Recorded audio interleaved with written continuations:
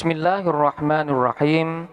Setelah kita membahas tentang perbedaan antara masdar dengan isi masdar, maka pembahasan kita kali ini adalah tentang amal daripada masdar atau isi masdar.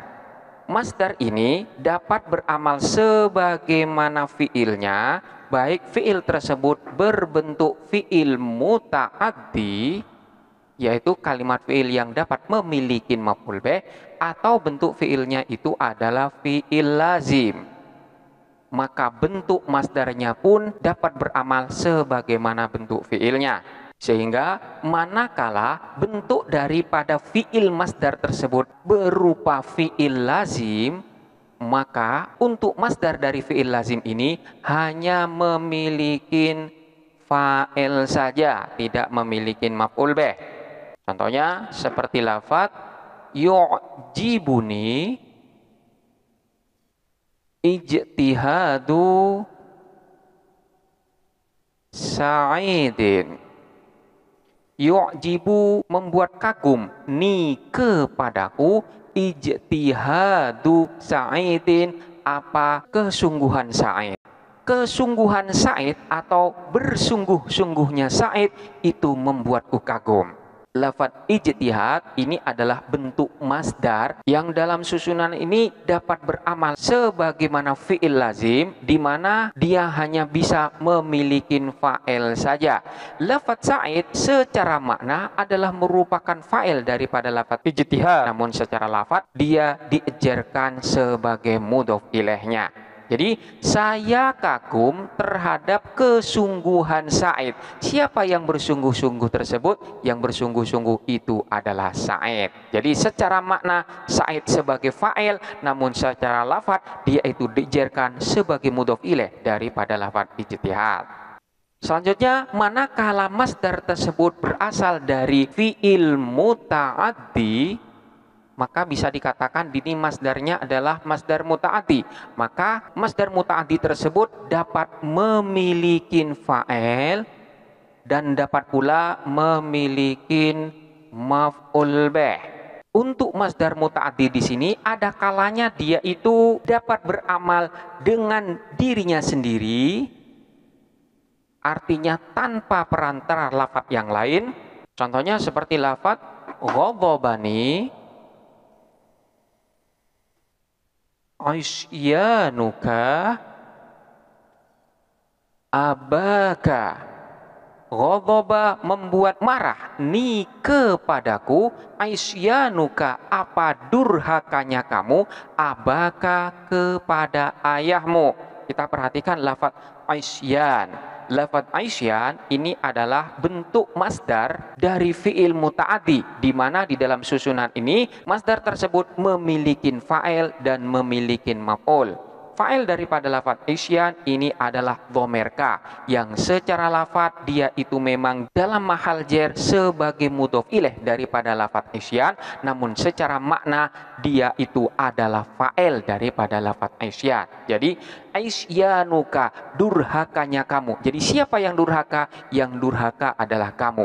Durhaka kepada siapa? Abaka kepada ayahmu. Jadi dhamir kaf ini adalah fa'il daripada lafaz aisyan, sementara lafaz abaka ini adalah maf'ul bih daripada lafaz aisyan.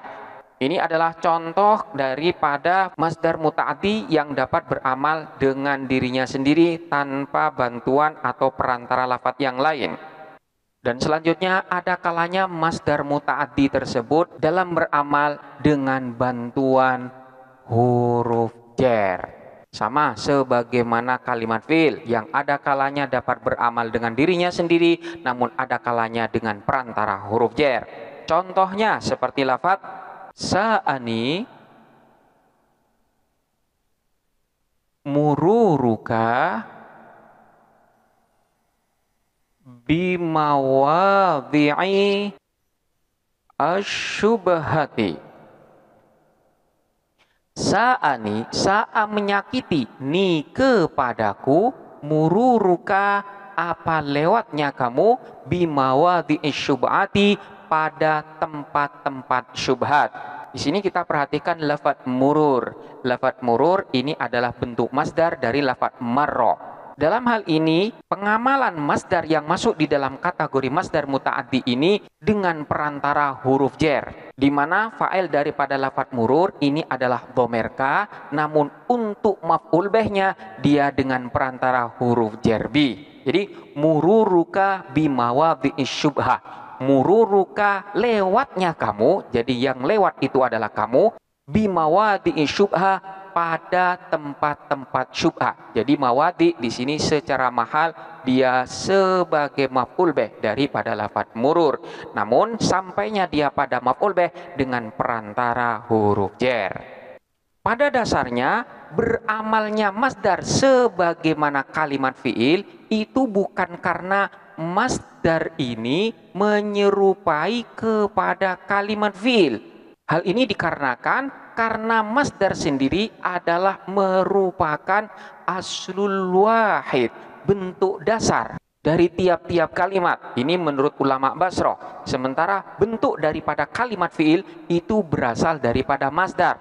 Oleh karena itu, beramalnya masdar itu bukan karena keserupaannya dia dengan kalimat fiil. Hal ini dibuktikan dengan bolehnya masdar ini membuang fa'ilnya dengan tanpa adanya perkiraan.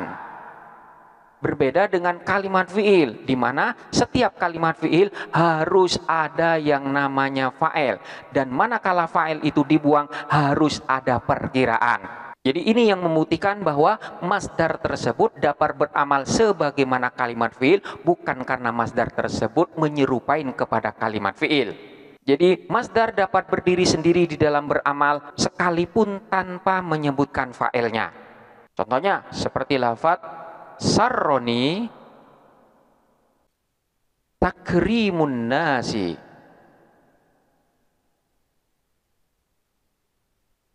Sarroni, sarro membuat bahagia, ni kepadaku, takrimun nasi, apa memuliakan manusia. Kita perhatikan lafadz takrimun nasi. Lafadz takrim ini adalah bentuk masdar, yang mana di dalam susunan ini hanya menyebutkan maf'ul bihnya atau sasaran daripada lafadz takrim dan tidak menyebutkan fa'ilnya. Jadi lafadz annas secara lafadz adalah merupakan majrur daripada lafadz takrim sebagai mudhof ilaih, namun secara mahal dia itu merupakan maf'ul bih daripada lafadz takrim. Dan di sini tidak menyebutkan bentuk fa'ilnya dan tidak perlu pula untuk ditakdir. Memuliakan manusia itu membuatku bahagia. Namun manakala di sini ditakdir pun bisa. Jadi bisa kita katakan dengan takrimukum an-nasa. Sarroni membahagiakan ni kepadaku, takrimukum apa memuliakannya kalian, an-nasa kepada manusia. Namun dalam hal ini tanpa menyebutkan fa'ilnya pun, jadi tanpa menyebutkan dhamir kum pun susunan ini sudah dibenarkan, sehingga menjadi sarroni takrimun nasi. Berbeda dengan kalimat fiil, di mana kalimat fiil di dalam setiap susunan harus terdapat fa'ilnya, baik fa'il tersebut disebutkan secara lafadz maupun tidak disebutkan. Namun manakala tidak disebutkan, maka fa'il itu pun harus ditakdir dan tidak boleh benar-benar dibuang. Selanjutnya, di samping masdar itu boleh membuang fa'ilnya, dalam hal ini masdar itu pun boleh untuk membuang maf'ul bihnya.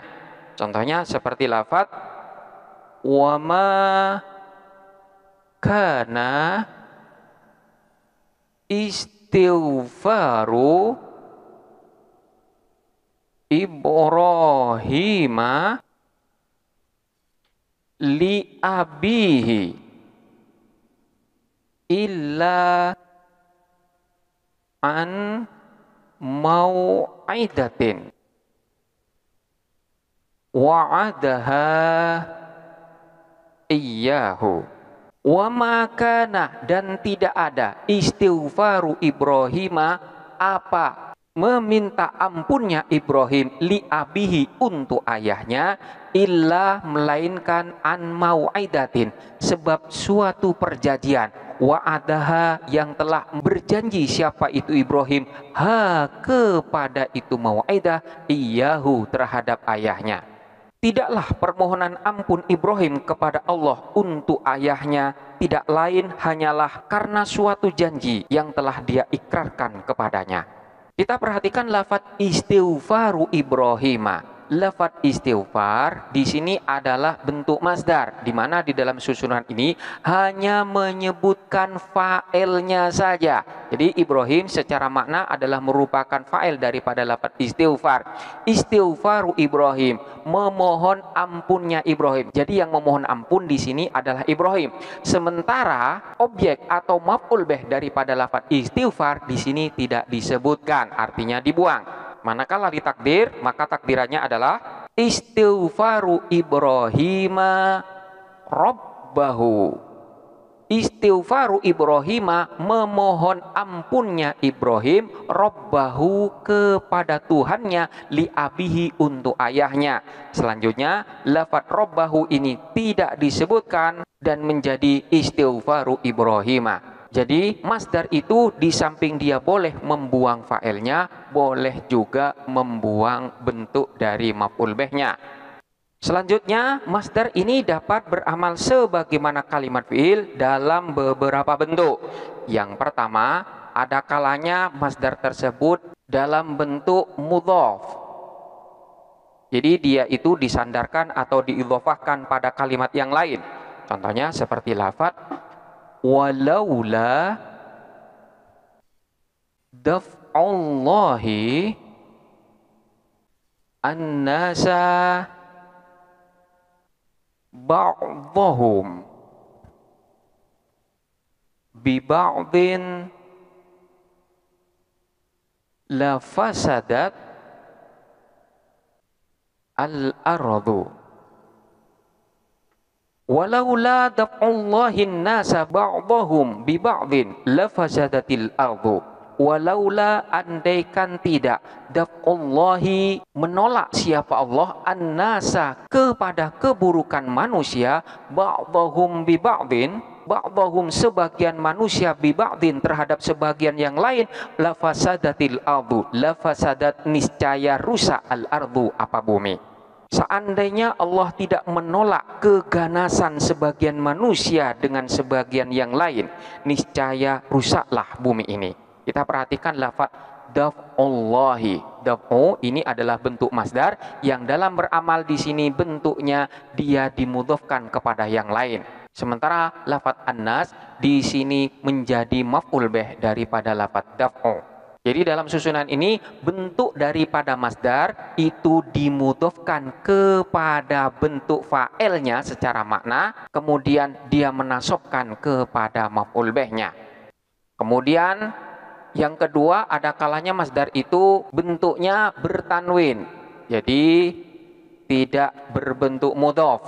Contohnya seperti lafaz au it'amun fi yaumin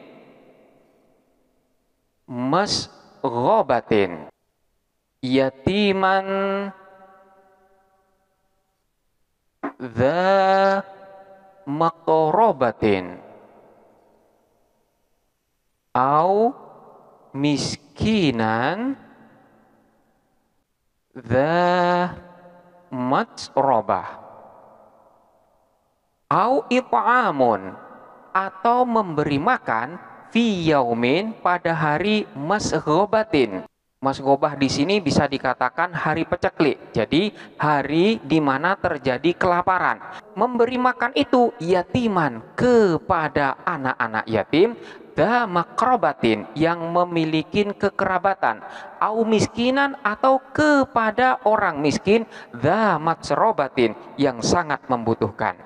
Kita perhatikan lafaz it'amun. Lafaz it'amun ini adalah masdar yang bentuknya bertanwin. Masdar yang bentuknya bertanwin di sini menasobkan kepada lafaz yatiman sebagai maf'ul bihnya dan juga menasobkan kepada lafaz miskinan sebagai maf'ul bihnya pula, atau di sini athof kepada lafaz yatiman. Au it'amun fi yaumin masghabatin yatiman dza makrabatin au miskinan dza matsrobatin. Ini adalah bentuk yang kedua di mana bentuk masdar tersebut bertanwin.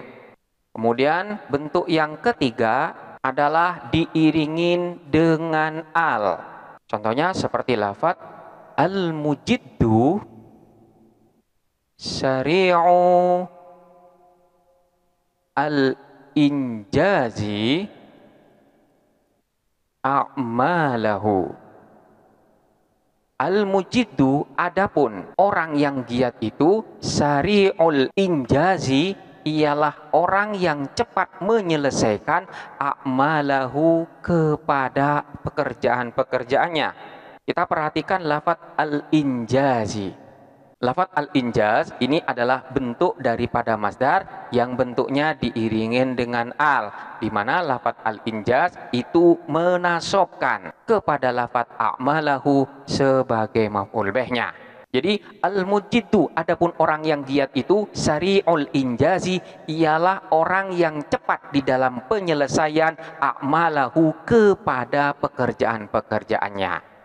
Ini adalah beberapa gambaran dari pengamalan masdar dan isim masdar. Selanjutnya silahkan dipelajari dengan seksama dan sampai jumpa pada pembahasan berikutnya.